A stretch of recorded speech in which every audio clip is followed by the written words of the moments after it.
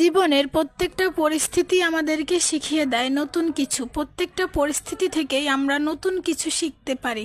কখনো ভুলগুলো সংশোধন করার জন্য নতুন কোনো রাস্তা আমাদের সামনে এসে দাঁড়ায়, তারপরও আমরা কোনো না কোনো ভুলের মধ্যে দিন শেষে পড়েই যাই। তো হ্যালো এভরিওয়ান, আসসালামু আলাইকুম। সবাই কেমন আছেন? আশা করি সবাই ভালোই আছেন। আলহামদুলিল্লাহ, আমরাও ভালো আছি। তো অনেক দিন আগের পিরিজে দুইটা মাছ ছিল, মাছের লেজা আর কি। তো এই দুইটা দিয়ে এখন হাতে মেখে ভর্তা করব, মাছের ভর্তা। তো আমি মাছগুলোকে সুন্দর মতো হলুদ মরিচ দিয়ে মেখে তারপরে কড়া করে ভেজে নিচ্ছি।